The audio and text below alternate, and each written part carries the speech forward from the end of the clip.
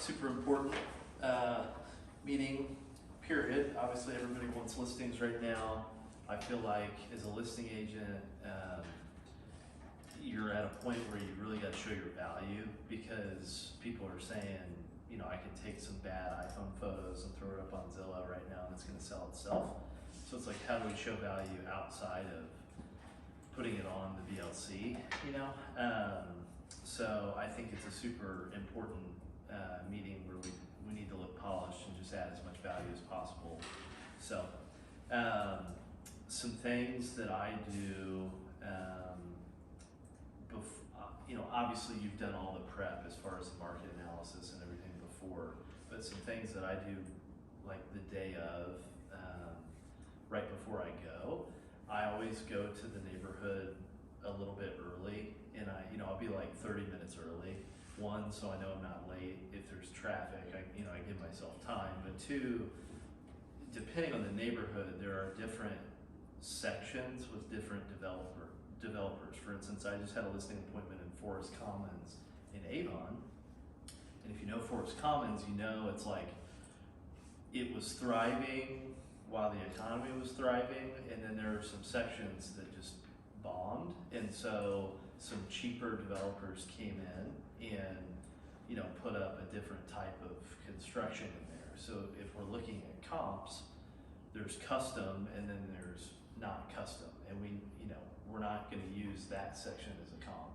And I like to drive through and just see, here's where the comps I'm using are, in case I need to make an absolutely last minute adjustment on something. Typically I don't have to do that because I've thought about it enough in advance, but I like to do that just to know. I also like to go and I'll get on like Zillow and I'll pull up the, I'll hit like the little arrow thing that takes you to where you're at, you know, and I want to see if there's anything for sale by owner that's close, because I want to get into the mind of the seller as much as possible, because I know that that's probably what they're looking at, is one of these apps that just throws valuation and you know, they're just looking at silly stuff on there. They're not looking at the MLS. So I just try and get into the mind of them as much as possible. I do look at it like the Zestimate and stuff, not from a valuation standpoint, but I want to look at it to see if this is $50,000 higher than what I'm going to suggest. My clients have probably looked at Zillow, or I'm going to assume they have. I'm not going to bring it up, of course, but if they do, if I say it's worth 400 and they're like, no, I think it's 450, then that's why. That's probably where they're getting that information, and so therefore I want to know how to handle that before I get there. And there's a million ways to do that, but I just want to be prepared before we get there. So obviously you want to be on time as much as possible. That's mostly the reason that I go early, is I'm terrified of not showing up on time. I like to hit the door literally at the minute, you know, I'm supposed to. And then as far as listing appointments go, just a general rule, you're going to want, if at all possible, everybody who is a decision maker to be there at that point in time. So you don't want to meet with the husband and then he says, oh, I got to talk to my wife. You don't want to talk to the wife. She says, I got to meet with my husband. So it's like, when you're on the phone, if it's a referral that, you know, your best client sent you, then you're saying, you're following up with the referral and saying, hey, is there a time that works for both you and your wife, you know, if you know that they're married, you know, just where all decision makers could be there. So I think that helps you seal the deal while you're there and not have them use their spouse as maybe some sort of an objection that you can't really handle at that point in time. So upon arrival, first thing I do is I let them give me a tour of the home. You know, they always kind of say, well, how do you want to start, you know? And I let them give me the lay of the land and the tour. I do that because, one, you know, everybody thinks that their home is incredible, and it kind of starts the appointment off on a high note. And then two, I want to make sure, maybe the home hasn't been sold before. Maybe I'm going off the tax records, and I want to know, maybe they finished the basement, and that's not documented anywhere, and I didn't know that. So now I've got to kind of think quickly on my feet. How does that play into the valuation? So I let them give me the tour. Now I would advise you to go back through it one more time before you leave, and maybe say, at this time, I'm going to go through it by myself and just look through the eyes of an agent or even a prospective buyer, because when you go through it with them, you're going to miss 80% of what you should be seeing. They're going to say, oh, look at how deep this closet is. Instead of, we should be looking at, are all of the thermal seals in that window in the room failed, or is the paint, awful? What should we be suggesting? They're going to be pointing out how amazingly deep the closets are and how great the door handles are. Those are things that we should not really be looking at. But so I would say, it's a good idea to go back through it and just learn for yourself and take notes for yourself without their opinion. And then, inevitably you will, gather around the listing table, or I'm sorry, the listing table, the kitchen table, obviously, to sit down and go through the listing presentation. So I think that having a good tangible or digital listing presentation is important. I know that not every agent has that, not every agent wants that, but I know that I have lost appointments because, or I've lost listings because other agents have come in behind me with fluff. That's all it is at the end of the day, is fluff, but it's at least something that they can lay eyes on and, touch or see, whatever, that makes them feel like, you've prepared for it. And there are some clients where it doesn't matter. Maybe it's your cousin or something, and you walk in and you can keep it fairly casual. I would still take something to leave with them, but that's just the way that I do it. John, Scott, how do you guys? I always make note of the fluff, because I'm not a fluff guy. I'm a facts guy. Yeah. I always will leave the comps and the documentation that I got to the figures. Yep. Comps, and then I typically write on the comps to say, well, this has this doesn't have this. Yeah. And comparing it, and then I will a lot of times stick those comps in front of my buyers, or my sellers, and say, okay, out of these are probably the top 4. Where do you see your house fitting in the top, these 4 here? And they're like, oh yeah, probably it's better than this one, but it's not as good as this one. Yeah. And they kind of, without knowing it, they price it themselves. Yeah. And then I show them their tax sheet where I've kind of wrote all the math on it.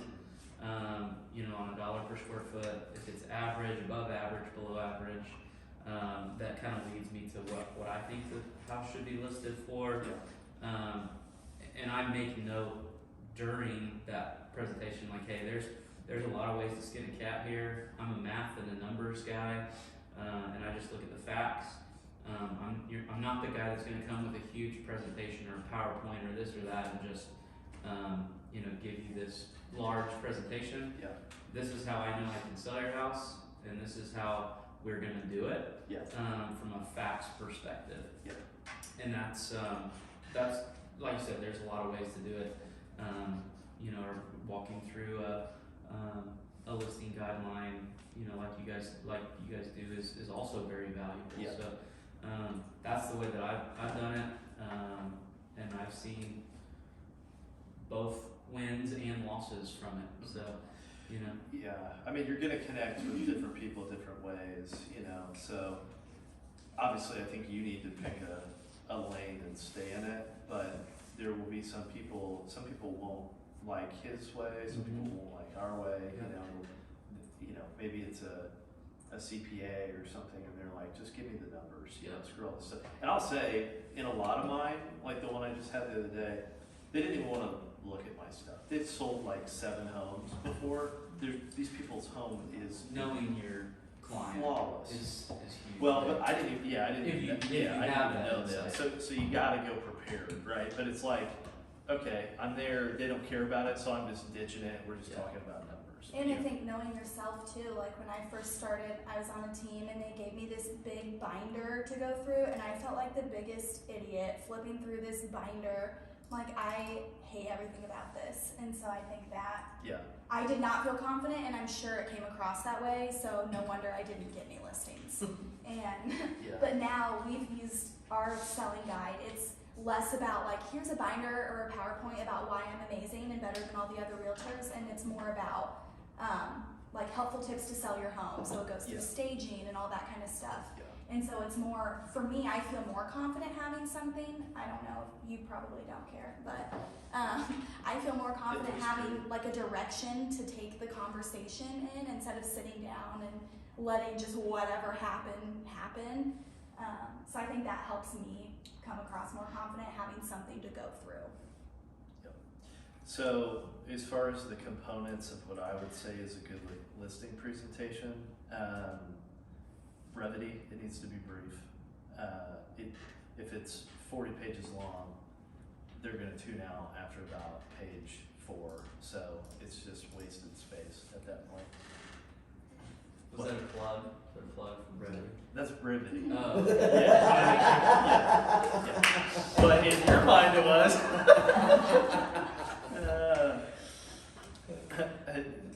Brevity by Big Kevin. Yes. So keep it brief, keep it concise. That's going to help you, and it's going to help just the general flow of the appointment, right? But as far as the actual components, preparing the home to sell, I think is probably number 1, or at least 1A.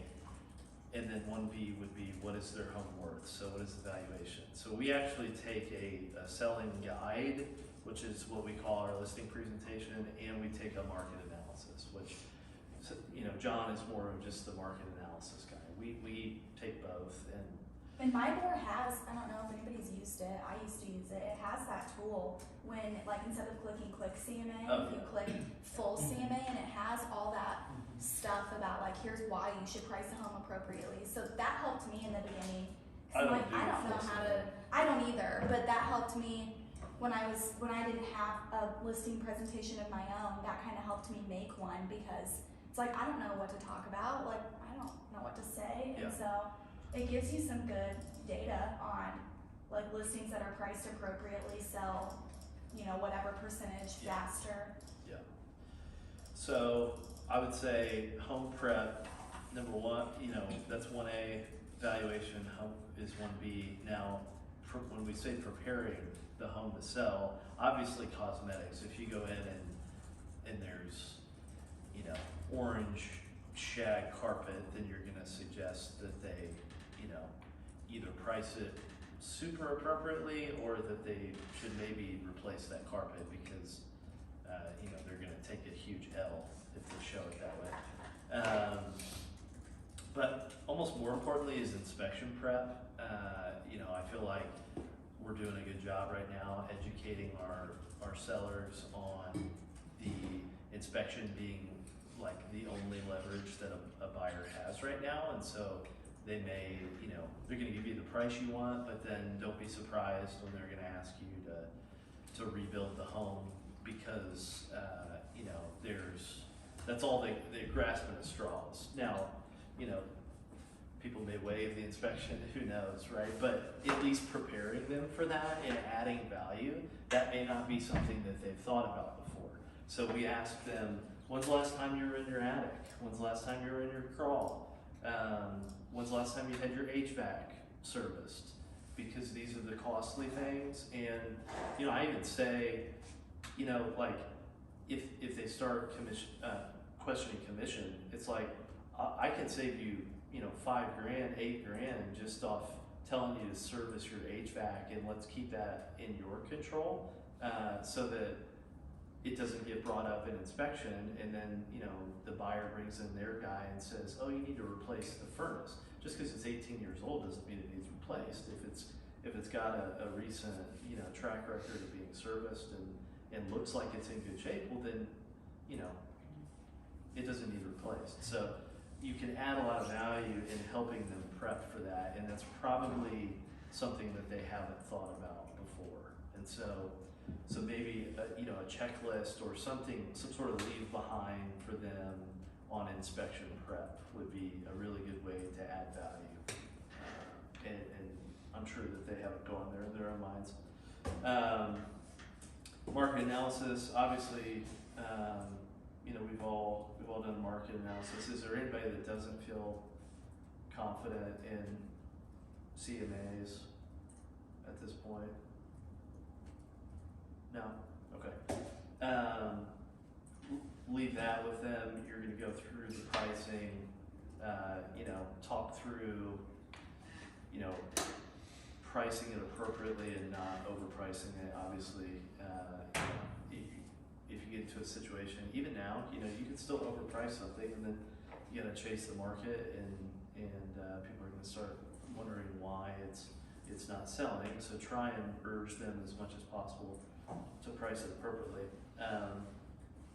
The next component would be how do we market the home. So we go into a little bit of detail without telling them the name of our vendors. On, you know, we have the best photographer, the best videographer around, and that's how we, you know, market the home, you know, better than everybody.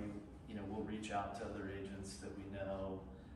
If it's a situation where you have to get into like reverse prospecting and all of that, you can talk about that. But really, What's reverse prospecting? What is reverse prospecting? That is where you can identify the agents that have searches set up for which your property meets that criteria.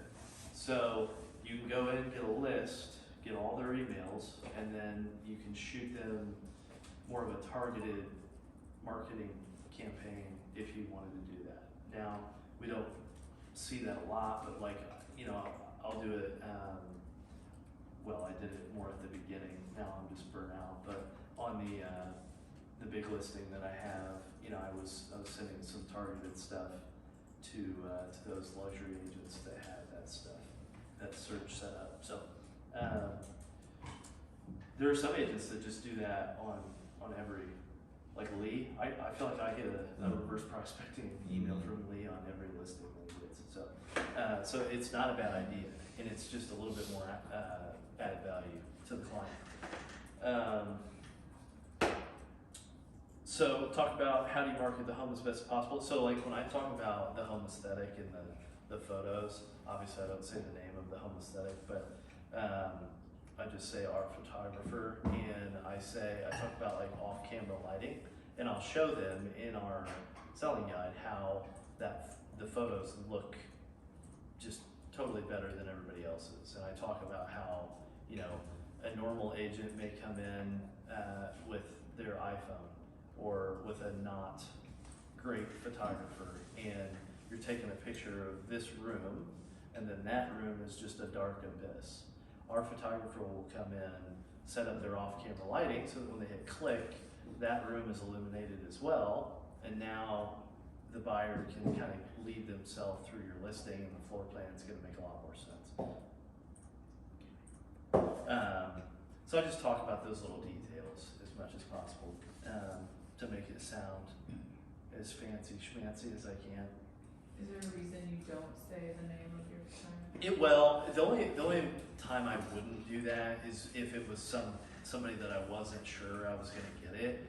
In other words, I don't want some person that's really considering FSBO to just call Brock and be like, hey, I want you to come take photos of our home, and then they just throw them on Zillow and you know, sell it. That would be the only reason. If it's a past client or a referral, I got no problem doing it, because there's like a 99% chance that they're going to use use me, but if it's somebody where I feel like they're a little sketchy, then I don't want to give them all of our Right. secrets. Got it. You know.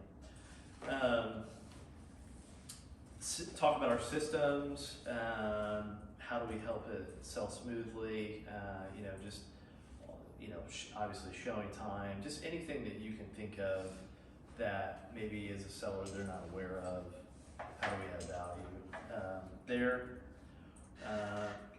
We have a portion of our presentation that is just talking briefly about us and our sales numbers and experience. I don't dwell on that, but you know, it's not necessarily a bad idea to let them know, you know, what you're capable of doing or have done, just to make them feel like, you know, they're super confident, you know, in you. So that's not necessarily a bad idea. And then we do have some client testimonials in the back. So we've gotten some reviews, and we just have let those take up a whole page, really, in the back of the presentation. So what do you do if you don't have client testimonials, or Yeah. you have one listing, Yep. and they say, Good question. how can you help me? You don't. Yeah, so I would then point to Rise, and I would say we sold $55 million in real estate, 200 and whatever transactions last year. That's what I did for the whole, you know, getting the ball rolling phase of my career. Was I pointed at the brokerage. And you can take there's some generic Rise reviews, or take the ones that say our name and just put Rise, you know, and use those. But this is a good exercise to force you to get reviews, because reviews are important. I don't like reviews. I hate asking for reviews. I'm not a review consumer. I'm an impulse consumer, so I don't base anything that I ever do off of reviews, but maybe I should. I just don't operate that way, and so it's not instinctive for me to get reviews. However, I'm probably in the minority in that, and reviews are super important, so that should be a practice that you're in. It just helps a lot, for sure. But yeah, I would just totally point at Rise. I mean, we'll do somewhere 60 to 75 million this year as a brokerage, and that's a lot. That's more than a lot of RE/MAX offices, a lot of these other, you know, we think these big brokerages and we think that they're selling more than us, but they're really not. So I would point at Rise and tout those numbers as much as possible. Were you gonna say something else? No, okay. And you know, after all that, I would say you've built a lot of rapport, but maybe they have objections. You try and answer those objections as much as possible. Answer any questions that they may have. And then I kind of go into the, let's schedule, you know, repairs, photos. Is there anything that you need my guidance on right now? I try and start that next step as much as possible. I mean, if you're killing it and you know you've got the listing, then you're talking, let's set up photos and a go live date, you know. Just trying to get the ball rolling there as much as possible. I have a question. I know what I say, but I'm curious to know what you guys all say when you walk into a home and it's just truly disgusting. How do you nicely say, like, your home's the worst without, like, getting that point across that some serious changes need to be made without being rude? Do you mean like dirty? Eat both. Dirty, disgusting. Yeah. Clutter. Cluttered, ugly carpet, ugly. What if they have this hideous Okay, mural? just say it. Be like, all right, let's clean this thing out. Let's Clean go. it up. All right, I got some great cleaners and some good organizers. Let's go. I mean, for starters, part of our preparing your home to sell list is a deep clean. Like, we say that to everybody. So, I mean, if we're talking about cleaning, we can say that unabashed, because we say that literally to everybody, you know. So. But then more recently, like I had a listing recently that was awful, and they put a lot of time into getting it ready before we came over to look at it. And Trent and I are both standing there just looking at each other like, which one of us is going to say it? Really, neither one of us said it. Are And you talking about the Glenmore? yes. Yeah. Well, I It was was not waiting good. on her to say it because she was running the show, and I was like, I'm not going to be the one to just come out and say, you better paint every surface in this motherfucker right now because it is It is disgusting. bad. But and she never said it, and then we It walked out ended the up- door, and I was like, that's going to be a problem. You better tell them to paint that. And we ended up having it painted, Yeah. but yeah. So I didn't know what to do because it was not good, and that was one of the worst ones I had seen. So I'm just curious as to what. I think you spin it as a value proposition. yeah. You say, You wanna increase your value? yeah, my job is to get you the most money that I possibly can. And in my experience, a freshly painted home and one that is very limited on items, or i.e. declutter this thing like crazy, brings more money than one that's not. It's a value proposition. Like, I think if you spent $5,000 in cleaning and hiring a painter, we'll be able to get you $10,000 more. And then they're like, oh, okay. And then it's their choice, you know. And if they do it, they do it. And if they don't, they don't. Yeah. Sometimes they're gonna be like, I just don't really want to mess with that. And in this market, it doesn't matter. No, I mean, Yeah. just put it on the market. Now, as we begin to have to really compete, and we've got DOMs of 30 and 40 days, like that's where you then use your feedback. Like, okay, our feedback has said 4 out of the last 5 that the carpet is trash. Probably should do something with the carpet. And then you let kind of either the value or the feedback do your dirty work for you. That he just said carpet. That reminds me. Not as much in this market, doesn't matter, but I'm not a firm believer in the allowance thing. I think if it's that bad to where it needs done, I think you're better off to do it up front. I've done it both ways. I've seen a way better response to just doing the carpet, doing the painting, because what happens is if it's bad enough to where you're saying this, if they're admitting their carpet needs replaced, it's bad. If it's that bad, then it doesn't need to be shown that way, or it needs to just be priced below market value and then maybe let it get bid up. But the allowance thing doesn't really work because what happens is people come in and their agent may have told them, oh, there's a $2,000 carpet allowance, whatever. But they view the carpet and then now they're nitpicking everything. It's just a snowball effect of negativity, and it's just not going to go as well. I've done it both ways, and for me, the allowance thing was a disaster multiple times. So I would advise against that. Now, some sellers just won't care. They're like, we're not moving everything out of this house to replace the carpet, and at that point, you've done your job and you've urged them to do it the right way, but that doesn't always work. So, let's see. What else? Any other questions? No? I feel like there was something else I was going to say. Yes, sir. Do you have them sign a seller's kind of disclosure or to work with you exclusively at all, or how do you approach that? The what? Exclusive listing agreement. That's why the formal work, yeah. Oh, yeah. At that time, yes. So I take this stuff with me just to have it there. Now, what I find is most of mine, I'm going through that stuff with them there, and then we'll execute it, electronically. But there's nothing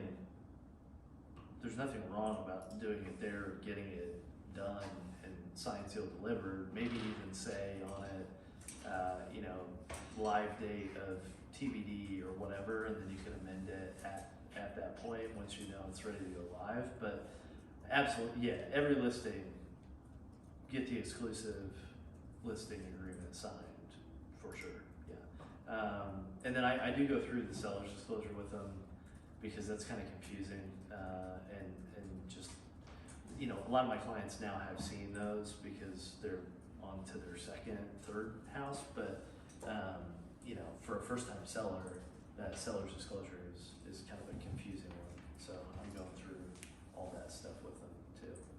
Was that what you were asking? Yes. Okay, yeah, yeah. But yeah, you've gotta have that signed, just legally, yeah. I think that's really about it.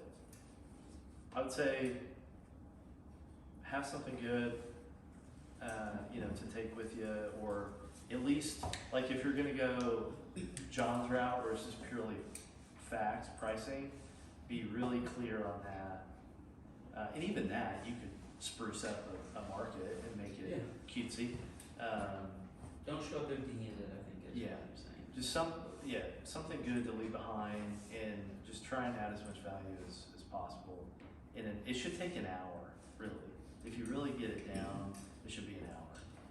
I was at my appointment the other night for about 45 minutes, and those people were like, all right, like, go on, get home, it's too late. It was like 6:45. They're like, all right, get out of here, you know, we don't want to keep you any longer. Like, that's how it should be, not an hour and a half, 2 hours, and it's just this lingering thing, you know. It's like get in, get out, get it signed while you're there if possible. But so that's how I do it. So that's the actual appointment, they get the appointment. How do you get the appointment? And like, if you don't have people just coming to you Yeah, out of nowhere saying, I wanna sell my home. yeah. What are you doing to Man. seek out? Yeah, good question. So Showing the chest hair. I show as much chest hair as possible. Perfect. Yeah, I'll get right on that. yeah. I sell my body. That's right. That's where it's at. That's why I'm low on listings. Yeah, I mean, you're doing as much as you can to stay intertwined with your database. You know, I mean, that's where most likely your referrals and listings are going to come from, is from people that have worked with you in the past that know how you operate. So we're client event people. This will be a whole nother topic that we'll talk about, but we do client events as much as we can throughout the year. I think the most I've actually pulled off in 1 year was 3, but you know, once a quarter would be ideal if you could, and that's where we just have all of our people come to something that we are hosting, and it's fun for them and their families, stays in touch organically, stuff comes out of that. If there's a limiting belief on, well, I don't have enough clients to even throw a client event, and I would disagree with you. I think you can do something really small and cost effective at that point, you know, whether it's a food truck or whatever it is, you know, you can do things. Right now you can rent a movie theater for like $10. Yeah, yeah. So, and that has been, of all the client events I've done, that's my favorite, is I rented out a movie theater here for like Toy Story 4. Because you don't have to talk to people. It's great. You greet them on the way in. They sit, you have them captive, you say what you want to say, give them your cookies, whatever you're giving them. They watch the movie, and then they're out the door. We do one at Dole's every year, and it's kind of a crap show because everybody arrives whenever they want to arrive. You're trying to herd these cats in and you know, talk to them all at the same time. And it's tough. We did a really good job this year, but it's been hard to get to the point where you're able to have everybody captive at one time. But that's how we stay in touch. Now we're also really going heavy on like video marketing right now. I mean, in the past when there were for sale by owners and stuff like that, we would go after them. Yes. Right now. They sell. I went after a for sale by owner yesterday, but he was drinking a vodka soda at 10 a.m. So like, don't think he's in the best position ever. Yeah. So one thing, I follow this guy called Ricky, his name's Ricky Caruth. zero to diamond is his thing. He's an agent out of Gulf Shores, Alabama. And one thing that he does is calls for sale by owners on Zillow, and he looks at them as listing leads. Or I'm sorry, as buyer leads. So he'll call them and he'll just go, "What's the story? Like, what's the story of this house?" And inevitably they spew their whole story on, "Oh, well, I'm getting divorced," or blah, blah, blah, blah, blah, "this is why we're moving." And he's like, "Oh, cool." And so he's like, "Do you have an agent that you're working with?" And they're like, "No, I don't like realtors," or whatever they say. Obviously, there's a reason why they've listed their home for sale by owner. They don't think that we add enough value to do that. And he's like, "Well, that's great. I was just wondering if you wanted to take some time to, for me to help you sell your home for free." And he doesn't mean list your home for free. He means, can I get you on the phone for 30 minutes, or in person, I suppose, if you want to take that amount of time, but talk for 30 minutes to an hour about why your home hasn't sold even for sale by owner. Maybe it's the photos, maybe the pricing is terrible, whatever.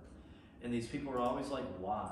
Why do you want to do that?" And he's like, his response, I think, is beautiful. He's like, "Why wouldn't I?" And they're just like awestruck. It's like, this guy just like genuinely wants to add value. But he's like, "I'm just trying to build a relationship with you, and I view you as a buyer lead. You got to go somewhere. So you're going to sell your home, and then where are you going to go?" And some of them, maybe they're moving to Columbus, and they're not going to be in this market anymore, and that's a flop. But a lot of them are going to stay in Indy, and they got to buy something. And if you can add enough value to them, that now maybe you have a new buyer client. So he has, I think he's got a video like Zillow now pays me, basically. And so he's just calling these people for, their phone numbers right there. Now, Zillow is doing everything they can to get that off, but still a lot of the for sale by owners have their phone numbers provided. And he's just calling these people and just adding value in hopes to form a relationship and see where that goes. So I would say those are really decent free leads right now, and that's a really different dynamic that almost nobody is looking at them in that light, And who knows, maybe they have a brother that is an investor, or maybe they have a brother that's a physician and he doesn't want to take the time to sell his own home like they do, and because you've built this good relationship with them, you could get them as clients too. So I think that's a good way to start. But the answer to your question is anything and everything. I mean, it's just it's hard. You got to be in front of everybody. But like in this market, how do you try to convince somebody to sell their house when you can't even get an offer accepted? Yeah, sure. Because obviously they're gonna have to buy. Sure. Yep. So maybe unless they're not going to a higher price point or something. Yeah. I mean, I feel like I don't want to convince somebody to sell when I can't get them into a house. Sure. So, yeah, I mean that's a tough conversation.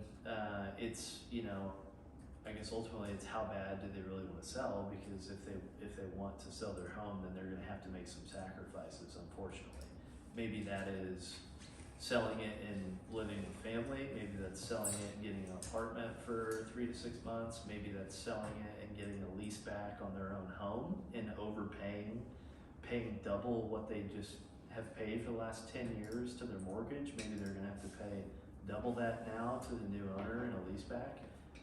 But that's just the state of the union right now. And so if you just tell them, you want to move, this is what it's going to take, I think those are the conversations that you got to have. And you can get really favorable terms, right now as a seller. I mean, you can get a cash offer, and like John just accepted one from an investor. That investor, they don't have to close in 3 to 4 weeks. Now, they can, and they probably will on this one, but you can push those guys out 45, 60 days. Some of them will consider a lease back. I don't think these these two REITs right now that are going around. I don't think they really like leasebacks, but you know, that's a good option. So, you know, putting it out there and seeing what terms you can get, you may get some really good stuff that you never expected. So, but I'm also urging a lot of my people to build. I have like 6 builds going right now because I am telling them that it's an absolute massacre right now when you're buying, and so if you want some predictability in your life, just build right now. And so I've pointed a lot of people that way. You know, now if they want an acre with a pole barn, then they're not going to want to build. But if they like open floor plans and yada yada yada, then building is a strong consideration right now. And I think people are kind of coming to that conclusion on their own. So I just had an appointment with somebody the other night. She's like, we're trying to figure out if we're going to buy or build. And, you know, because they're just not seeing anything on the market. So people are kind of organically getting there, you know. And a build is a great thing for an agent if you're on it and you don't get cut out. So you got to kind of, you know, go through that in the listing appointment. If you're also talking about their next home, building needs to be brought up, and they need to look at you as a resource for all builders in the area that they're considering. So, but yeah, that chicken and egg, that's a tough debate right now with people, but that's where we are. So.